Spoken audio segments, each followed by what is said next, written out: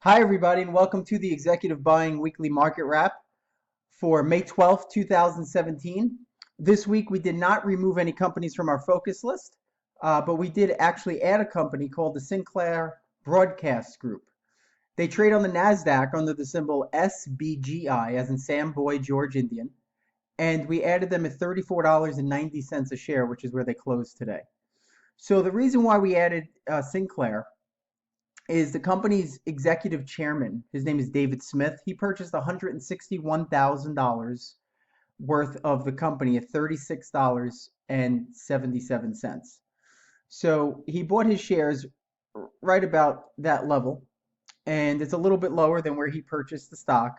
But the reason we're following him is his first purchase in May of 2012 went higher by 250% within a year. And that's a pretty amazing move. If you take a look at 2012, this is January here. So let me try and get the pen going. So this is January here. So we're talking about January, February, March, April, May. So almost the bottom of that particular year, he bought his shares. And within 1 year, the stock was trading up around $37 from basically $7.50. So pretty amazing timing on his part, and it's no coincidence he's the executive chairman. That's why we follow these guys. But that's not the only thing. The second time he bought shares was in January of 2016, and within a year of that purchase, and this is the January purchase, the stock price was up about 38%. So we see that big move here. So what happens is we have somebody who is intimately aware of this company. He's 2 for 2 with two great trades, and now he's buying again. Okay, he's buying on this little pullback here. So we're going to follow him into this. We're going to put our stop loss essentially near the lows of the month, okay, which is around $30 and 20. Well, excuse me, I should say the lows of the year around $30.25, and we're going to look to see if this thing could regain near the highs, and that would give us a much better increase or gain than the amount of money we're willing to risk. So looking at this from a monthly perspective, he's nailed it. Looking at it from a daily perspective, he's actually come in on a little bit of a dip and bought some shares for himself. So I'm pretty excited about that. Secondly, just to kind of take a look at the overall market, for this particular week and even last week as well, we're getting a kind of a sideways action here. Not much trending near the all-time highs in the market, okay? And we don't have much going on. So the market's been pretty flat. We've gotten through earnings season, and I think that the earnings season was really great. If you take a look, as of today, May 12th, 91% of the S&P 500 companies reported earnings. Now, out of those companies, 75% beat the earnings estimates. Now, the earnings growth for the Q1 of 2017, which is what they were reporting, 13.6% growth was reported for Q1 2017. Now, that growth is actually the highest earnings growth since Q3 2011. So let's just take a look. This is an S&P chart, or a SPDRs or SPY, which represents the S&P 500, of a monthly gauge. So what this shows you is that every candle here is exactly 1 month.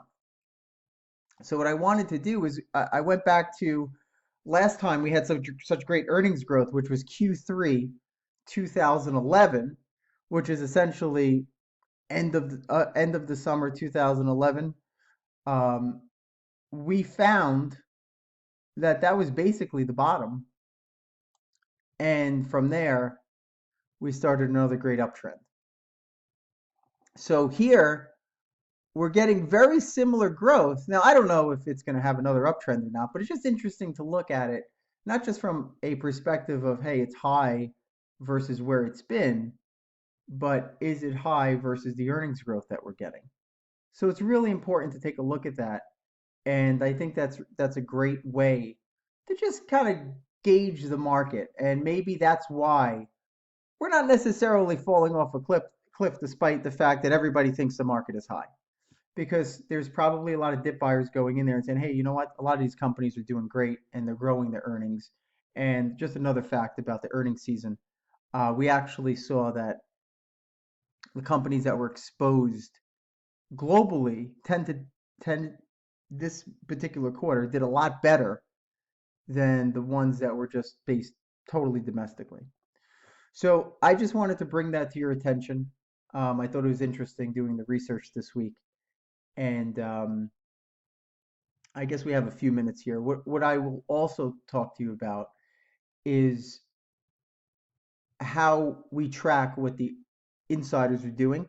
So what happens with insiders is when they buy shares of a company, they have to file this form. This one is Elon Musk's form. And this form is called a Form 4 filing. Okay. So every time an insider buys shares, they have to file this within 2 business days of their purchase. This becomes public by the Securities Exchange Commission. That's why you see that SEC Form 4. And this is what I look at all day long. I try and figure out which insiders are buying shares. You'll see Elon Musk in this particular insider purchase bought 95,000 shares at 262 bucks. And he owns 33 million shares. So he's actually quite a wealthy man, as we know.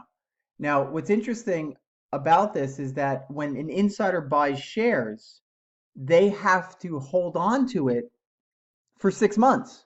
So they can't just buy it, watch everybody jump in behind them, and then sell it and leave us holding the bag. They have to at least think it's going to go higher in the next 6 months, or else why would they buy it?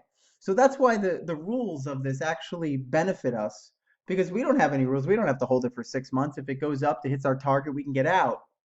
But these guys do, and they have a disclosure rule which says within 2 business days they have to tell us when they're buying or selling, and they have a rule that says they have to hold on to it for 6 months. So I just wanted to get into the weeds a little bit about what these Form 4 filings are. How do I know when these insiders are buying shares? And the answer is the United States Securities and Exchange Commission lets everybody know. Just kind of the mule that goes through all the filings every day. So every week I try and add something new so that you guys can kind of get a little more educated about what I do all day long and see how it could maybe fit into what you're doing. And I hope this week was no different. So enjoy your weekend. Have a happy Mother's Day for everybody out there. And I wish you all the best. Thanks.